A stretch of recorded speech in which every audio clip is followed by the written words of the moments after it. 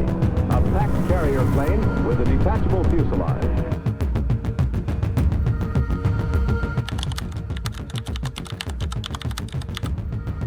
In September 1950, the last corner of South Korea still free from enemy control was a tiny pocket of land pressed against the sea near the city of Busan. The North Korean army had swept down the entire peninsula in just 3 months, swallowing everything in its path. Over 150,000 enemy soldiers now squeezed against a shrinking rectangle of ground barely 50 miles wide, and the exhausted American and South Korean troops inside that pocket were running out of time. Then something no one expected appeared at the harbor. Ships carrying soldiers who looked nothing like the Americans already bleeding in the hills began to dock at the Busan waterfront. These men wore different helmets and carried different rifles. They moved off the gangplanks with a calm, steady discipline that made the Americans stop and stare. And they did not rush, they did not shout. They walked like men who had done this many times before and fully intended to do it again. These were the soldiers of the 27th British Commonwealth Brigade, shipped directly from Hong Kong and ready for war. Among them marched 2 legendary regiments with histories stretching back hundreds of years. The 1st Battalion of the Middlesex Regiment carried the nickname the Diehards, earned on a blood-soaked battlefield in Spain in 1811 when their wounded commander, shot through the neck and lying in the dirt, screamed at them to die hard and never give up. Beside them came the 1st Battalion of the Argyll and Sutherland Highlanders, Scottish soldiers whose ancestors had charged across battlefields from India to France with bagpipes wailing and bayonets fixed. Many of these men had already fought in the worst battles of the Second World War. Some had survived the jungles of Burma. Others had fought their way through Italy and across North Africa. They were not fresh recruits learning to fight. They were veterans who already knew exactly what war looked like. And they had come to Korea carrying that knowledge in their bones. North Korean intelligence officers barely noticed their arrival. Reports dismissed them as just another batch of American reinforcements. Nothing special, nothing to worry about. This was a mistake that would cost them dearly, because these British soldiers did not fight the way the North Koreans expected.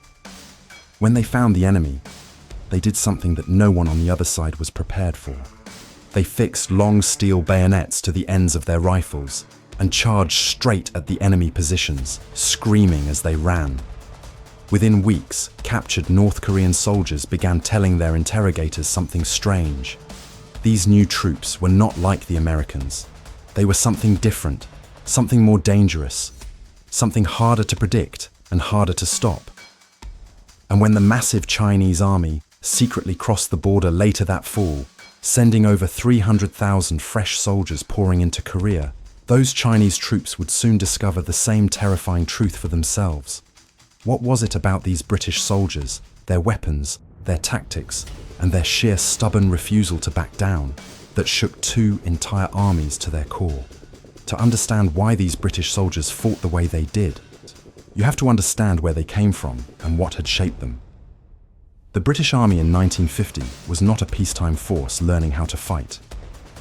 It was an army forged in the fires of the Second World War, tested across every continent on Earth, and still carrying the scars and lessons of battles that had ended only 5 years earlier. The men of the Argyll and Sutherland Highlanders belonged to a Scottish regiment more than 200 years old, built on a tradition that prized one thing above all else: closing the distance with the enemy and finishing the fight face to face. Their training did not begin with calling for help from planes or artillery. It began with the bayonet.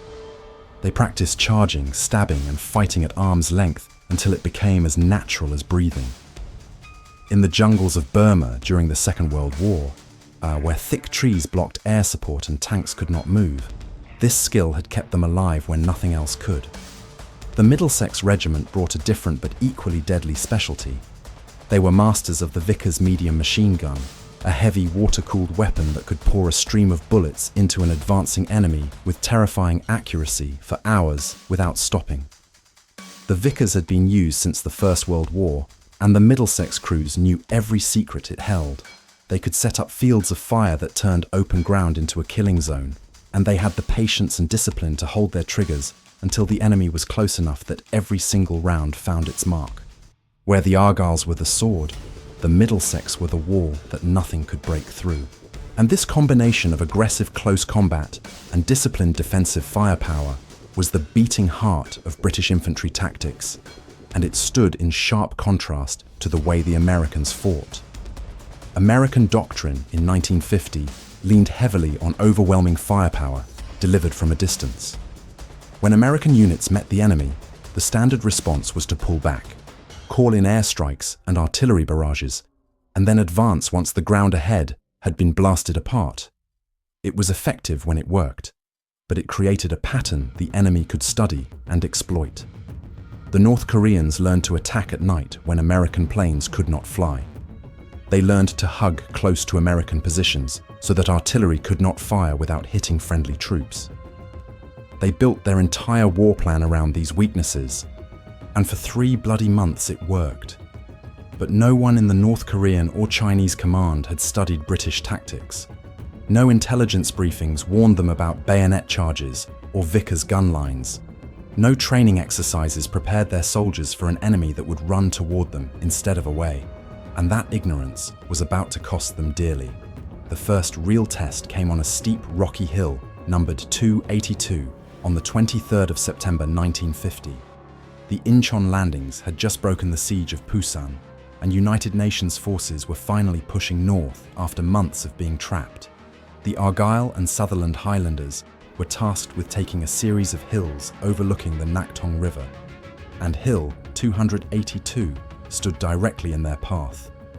North Korean soldiers had dug themselves deep into the rocky summit and building fighting positions that looked down on every approach. They had beaten back previous attempts to take the hill and felt confident they could hold it against whatever came next. They had no idea that the men climbing toward them through the morning mist were not Americans. Major Kenneth Muir led the assault. He was a career soldier, calm and experienced, the kind of officer who led from the front rather than shouting orders from behind. As his men moved up the slope, the North Koreans opened fire from above, sending bullets cracking through the air and kicking up dirt around the advancing Highlanders. What happened next would have seemed insane to anyone watching from a distance. Instead of pulling back to call for air support or artillery, Major Muir ordered his men to fix bayonets. The sharp click of steel locking onto rifle barrels rippled down the line. Then the pipers began to play.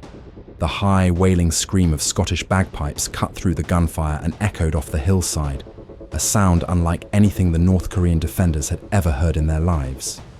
And then the Argylls charged.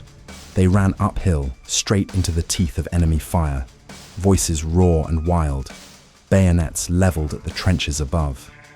The North Koreans, who had been trained to expect cautious probing attacks, followed by long pauses for bombardment, froze. Some broke and ran before the Highlanders even reached them. Others stood and fought but were overwhelmed in brutal hand-to-hand combat that lasted only minutes. The hill was taken, lost to a fierce counterattack, and then taken again when Major Muir gathered every man still standing and led a second charge back up the blood-soaked slope. During that final push, Major Muir was hit by enemy fire and killed. He died on the hill he had taken twice in a single day, and he would later receive the Victoria Cross, the highest honor a British soldier can earn. When the fighting ended and prisoners were brought in for questioning, the captured North Korean soldiers said things their interrogators had never heard before. These troops did not fight like Americans. They came straight at us with knives on their rifles. We did not expect men to run toward us. The confusion and fear in their words was real, and it was only the beginning. As October arrived and United Nations forces raced deeper into North Korea, pushing toward the Chinese border, the Argylls kept fighting with the same terrifying aggression, overwhelming retreating enemy units near the town of Cheongju in what some called the last true cavalry-style charge in British Army history. But the North Koreans were not the real danger ahead. A far larger army was already crossing the border, and they were about to learn the same hard lesson. The Chinese came in late October 1950, and they came like a flood. over 300,000 soldiers of the People's Volunteer Army crossed the Yalu River under cover of darkness, moving through frozen mountain passes without vehicles, without heavy equipment, carrying everything they needed on their backs. They moved so quietly and in such perfect discipline that United Nations intelligence had almost no idea they were there until it was far too late. When they finally struck, the entire war changed overnight. American and South Korean units that had been racing north toward the Chinese border were suddenly hit from every direction by waves of enemy soldiers appearing out of the darkness, blowing bugles and whistles, firing rifles and throwing grenades in numbers that seemed impossible. The result was chaos. Entire American regiments broke apart under the pressure. The longest retreat in United States military history began as thousands of soldiers fled south in what became known as the Big Bug Out. Roads clogged with vehicles, wounded men, and shattered units stretched for miles as the Chinese offensive rolled forward like a wall of ice. But when the Chinese hit the British positions near the town of Pacchon in early November, something different happened. The Middlesex Regiment and the Argyll and Sutherland Highlanders were dug in along a stretch of ground that the Chinese needed to push through, and the attack came exactly the way the Chinese had planned it. Darkness fell, temperatures dropped below freezing, and then the night exploded with the sound of bugles, whistles, and thousands of voices screaming as wave after wave of Chinese infantry charged toward the British lines. It was the same tactic that had shattered American units across the peninsula. Against the British, it ran straight into a wall. The Middlesex machine gun crews held their fire with a patience that bordered on cruelty. They sat behind their Vickers guns in the freezing darkness, watching the waves of Chinese soldiers surge closer and closer, and they waited. They waited until the enemy was so close they could hear individual voices, so close that missing was almost impossible. And then they opened fire. The Vickers guns roared to life and cut through the advancing ranks like scythes through wheat. Rows of men fell, and more came behind them, and they fell too. The disciplined, sustained fire created a killing ground in front of the British positions that the Chinese could not cross no matter how many men they threw into it. And then came the moment that stunned the Chinese completely. When the pressure on certain sections of the line grew too intense, when ammunition began to run low and the sheer weight of numbers threatened to break through, the British did not do what the Chinese expected. They did not retreat, they did not call for help and wait. Instead, officers shouted a command that echoed down the frozen trenches, and the British soldiers fixed bayonets and countercharged directly into the oncoming Chinese assault. They ran forward, screaming, into the mass of enemy soldiers, and they fought hand to hand in the bitter cold with rifle butts and steel blades. The Chinese soldiers, who had been trained to expect their night attacks to cause panic and withdrawal, were thrown into confusion by an enemy that attacked them back in the middle of their own assault. Captured Chinese soldiers, taken in the days after Pacchon told their interrogators, things that sent ripples through the intelligence community. They described the British as more fierce than the Americans. They said these soldiers did not panic under night attacks. They said the bayonet charges were terrifying in a way they had not been prepared for, because no one in their training had warned them that any Western army would willingly close to hand-to-hand range. Chinese after-action reports written by field commanders used a specific phrase to describe the British that roughly translated to more vicious, and these reports began circulating up the chain of command with an urgent warning attached. These were not the same kind of enemy. These troops required different tactics, greater numbers, and far more caution. But the full weight of what the Chinese had just learned would not become clear until the following spring, when an even larger Chinese offensive would crash into a thin line of British soldiers on the banks of the Imjin River. And what happened there would burn the British reputation so deeply into Chinese military memory that it would never be forgotten. Pause for a second. If this story stayed with you, you'll fit in here. Subscribe to Battle of Britain Stories and join a community that cares about the details and the people behind them. Thanks for being here. On we go.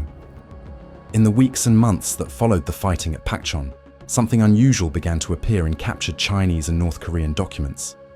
The Chinese People's Volunteer Army was writing about the British, not as a footnote buried inside larger reports about the United Nations forces, but as a separate and specific subject that demanded its own warnings, its own analysis, and its own set of instructions for how to survive against them. Chinese tactical bulletins issued to frontline units in early 1951 contained detailed guidance that set the British apart from every other enemy force in Korea, where our commanders were warned that British units would counter-attack even when heavily outnumbered, a behavior that did not fit the patterns Chinese officers had been trained to exploit. The standard ratio of 3 attacking soldiers for every 1 defender, which had worked against American positions, was flagged as not enough when facing British troops. Reports noted that the British fought effectively at night, which stripped away one of the Chinese army's greatest advantages, since their entire offensive doctrine was built around darkness. And the bayonet charges received special attention. Officers were told to prepare their men for the psychological shock of an enemy that would charge directly into them with bladed weapons, because the effect on morale had already proven devastating in earlier engagements. The North Korean intelligence painted a similar picture. Documents captured later in the war showed that the North Koreans had created a separate classification for British Commonwealth forces, rating them differently from the Americans in almost every category. They were listed as more aggressive in attack, more stubborn in defense, and far more dangerous in close combat. These were not compliments written for propaganda purposes. They were survival warnings passed down to soldiers who needed to know what they were about to face. The cost of earning this reputation was written in blood. British casualties mounted steadily through the brutal winter of 1950 and into 1951. Frostbite ravaged men fighting in temperatures that dropped to 30 degrees below zero, turning fingers black and making rifle bolts so cold they burned bare skin on contact. Exhaustion ground down even the toughest veterans as constant Chinese pressure forced endless cycles of fighting, withdrawing, digging in, and fighting again. The retreat from North Korea was a nightmare of frozen roads, ambushed convoys, and desperate rearguard actions fought in blinding snow. And yet, even in the middle of all this suffering, the British did something that baffled the enemy almost as much as the bayonet charges. They brewed tea. Multiple Chinese and North Korean accounts from this period mention with a mixture of confusion and grudging respect that British soldiers would set up small stoves and make tea during pauses in the fighting, sometimes while mortar rounds were still falling nearby. To the Chinese, who valued endurance and sacrifice above all else, this small ritual was either a sign of extraordinary calm under pressure or complete madness. They could not decide which, and it appeared in report after report as though enemy intelligence officers simply could not stop writing about it. As the war ground into its second year and the front lines began to harden, fresh British reinforcements arrived to join the fight. The 29th Infantry Brigade landed in Korea carrying new regimental colours and old fighting traditions. Among them marched the Gloucestershire Regiment, a unit whose roots stretched back to the 1690s, and whose soldiers wore a badge on both the front and back of their caps. A unique distinction earned in a long-ago battle where they had fought enemies coming from both directions at once.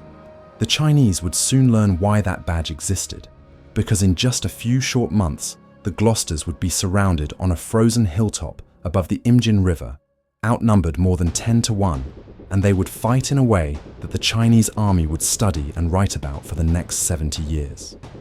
On the night of April 22nd, 1951, the Chinese launched their massive spring offensive and sent over 700,000 soldiers crashing into the United Nations line across the width of Korea.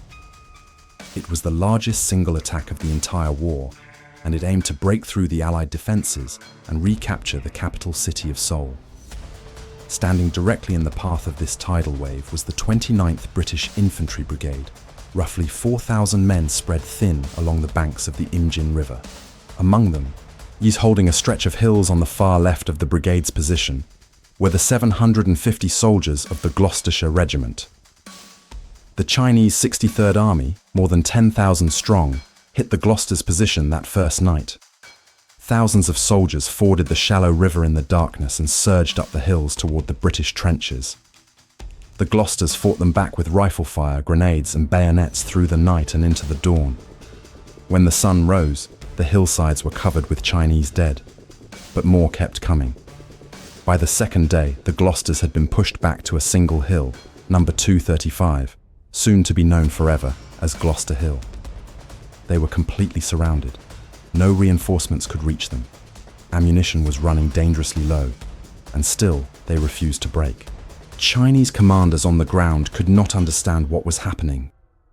Their intelligence told them this was a small force, yet it was absorbing regiment after regiment and refusing to collapse.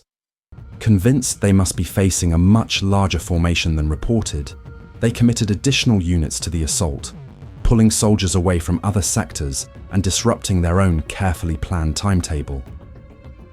Every hour the Glosters held was an hour the Chinese offensive fell further behind schedule, and every failed attack cost them hundreds more men. For 3 days and 3 nights, the Glosters held Gloucester Hill.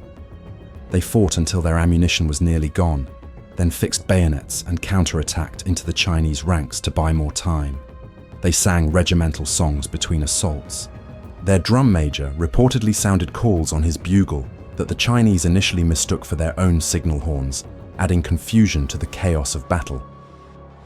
When the order to attempt a breakout finally came on the morning of April 25th, only 169 men out of roughly 750 made it back to friendly lines. The rest were killed, wounded, or captured. But those 3 days changed the course of the battle. The Chinese 63rd Army had been so badly mauled and so thoroughly delayed by the Gloucesters' stand that their entire section of the spring offensive stalled. Seoul did not fall, the line held. Military historians would later conclude that the sacrifice at Gloucester Hill, alongside the Australian stand at Pacchon during those same desperate days, broke the momentum of the largest Chinese attack of the war. After the spring offensives ground to a halt, Chinese tactical manuals were rewritten. For the first time, they formally separated British Commonwealth forces into their own category, distinct from the Americans, and rated them as the most dangerous enemy they faced in close combat. The men who had earned that distinction were mostly dead or sitting in Chinese prison camps, but the words their enemies wrote about them would outlast them all. Lieutenant Colonel James Pacchon was the commanding officer of the Gloucestershire Regiment at the Imjin River, and he was the kind of leader who never asked his men to do anything he would not do himself. During those 3 terrible days on Gloucester Hill, he moved between positions under constant fire, organising defences, and rallying exhausted soldiers, and personally directing counterattacks against a force that dwarfed his own many times over. When the final breakout attempt failed and the survivors were overrun, Carney was captured along with hundreds of his men and marched north into Chinese prisoner of war camps. What followed was a different kind of battle that lasted more than 2 years. The Chinese subjected their prisoners to intense political education sessions designed to break their will and turn them into propaganda tools. Carney refused every attempt. He would not sign statements. He would not read scripts. He would not cooperate in any way. His captors placed him in solitary confinement for months at a time, locked in a tiny space with barely enough food to survive, hoping isolation would shatter what force could not. It did not work. Khan endured it all in silence, and his quiet, unbreakable stubbornness earned something unexpected from his captors. They began to respect him. Guards who had been ordered to break him spoke about him after the war with something close to admiration. He was awarded the Victoria Cross for his leadership at the Imjin and his resistance in captivity, and he returned home a living symbol of everything the Chinese had warned their soldiers about. Lieutenant Philip Curtis never came home at all. During the fighting at the Imjin, Curtis led an attack on a Chinese position that was pouring fire into his men. He was hit and badly wounded, but kept moving forward. He reached the enemy bunker alone and fought hand-to-hand with the soldiers inside before a grenade killed him. He was 24 years old. The Victoria Cross he received was presented to his family, not to him, because the kind of courage he showed that night was the kind that does not leave room for survival. Chinese soldiers who witnessed his final charge described it in terms that mixed horror with something that sounded very much like awe. One man, running alone and bleeding into a fortified position held by dozens, was not something their training had prepared them to see. Private Bill Speakman stood 6 feet and 6 inches tall and fought like a man twice that size. During the Battle of United Hills in November 1951, Chinese forces launched a massive assault against his company's position. When the grenades ran out, Speakman grabbed empty beer bottles, ration tins, rocks, anything he could throw, and hurled them at the advancing Chinese soldiers while roaring at the top of his lungs. Then he fixed his bayonet and led charge after charge into the enemy ranks, despite being wounded by shrapnel.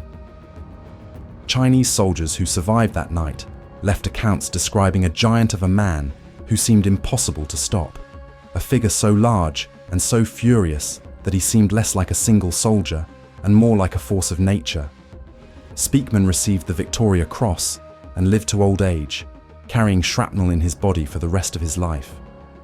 Beyond the famous names, there were hundreds of ordinary British soldiers whose stories were never written down, but who left their mark on the enemy's memory just the same. The Argyll's pipers who played their bagpipes during charges, filling the Korean hills with a wailing, the otherworldly sound that Chinese veterans decades later still described as one of the most unsettling things they heard during the entire war. The machine gun crews of the Middlesex Regiment who held their positions through freezing nights, feeding ammunition belts into their Vickers guns with fingers blackened by frostbite. The medics who crawled between wounded men under fire, the signallers who kept communication lines running while shells burst around them, the cooks who somehow kept tea brewing in the middle of battles that seemed like the end of the world. None of them set out to become legends. They were simply soldiers doing what their training and their traditions demanded. And the enemy, watching from the other side of the wire, took note of every single one of them. In the official military histories of the Chinese People's Volunteer Army, stored in archives and studied in military academies across China, the British forces in Korea receive a level of attention that far outweighs their small numbers. The Battle of the Imjin River is examined in detail as a case study in defensive combat, and the Glosters' stand on Hill 235 is acknowledged as one of the most determined last stands of the entire war. These are not Western accounts written to flatter British pride. They are Chinese documents written by Chinese officers for Chinese soldiers, and the respect buried inside them is all the more powerful because it was never meant to be seen by the people it described. Secret intelligence reports from the People's Volunteer Army, released years later, rate British Commonwealth forces among the most effective opponents they faced in Korea, especially in defensive fighting and close combat. That assessment shaped how China thought about Western armies for decades after the guns fell silent. Today, in a quiet valley along the Imjin River in South Korea, a stone memorial stands on the ground where the Glosters fought and died. It is called Gloucester Valley, and every year, British and South Korean veterans and their families gather there to remember what happened on those hills in April 1951. South Korean communities near the battle sites maintain the memorials with care, tending the ground as though the men who bled there were their own. Korean schoolchildren learn about the battle in their classrooms, and the bond between British veterans' families and the local Korean people who live in the shadow of those hills has grown stronger with every passing year, rather than fading with time. In London, the Korean War Memorial stands as a reminder of the more than 1,000 British soldiers who never came home. At the National Memorial Arboretum in Staffordshire, trees grow in neat rows above plaques bearing the names of the fallen, and the wind through their branches sounds, if you listen closely enough, almost like distant pipes. The legacy of what the British did in Korea reached beyond memory and into practice. The performance of British infantry in close combat reinforced the value of bayonet training in a modern army, and the British military continues to teach bayonet drill to this day, one of the few major Western forces that still considers it an essential skill. The lessons of the Imjin, of Pacchon, of Hill 282 echo through decades of British military doctrine, because they proved something that technology and firepower alone could never replace. There is a power in the willingness to close the distance with your enemy and fight him face to face that no amount of bombs or bullets can match. The Korean War is often called the Forgotten War, and within that forgotten war, the British contribution is doubly lost, overshadowed by the sheer scale of American involvement and buried beneath the passing of years. But in the faded pages of captured enemy documents, in the handwritten warnings passed between Chinese commanders, in the voices of aging veterans recorded decades later in small apartments in Beijing and Shanghai, the memory survives. A Chinese veteran of the Korean War was interviewed late in his life. When asked who the toughest opponents he faced were, he answered without a moment of hesitation. "The British," he said, "and their bayonets." Then he paused and added one more thing. "And that strange music they played while they were attacking." The enemy remembered, even when the Allies forgot. And perhaps that is the truest measure of what those soldiers were worth, not the medals pinned to their chests or the speeches made in their honor, but the quiet, reluctant respect written in the words of the men who tried to kill them and could not.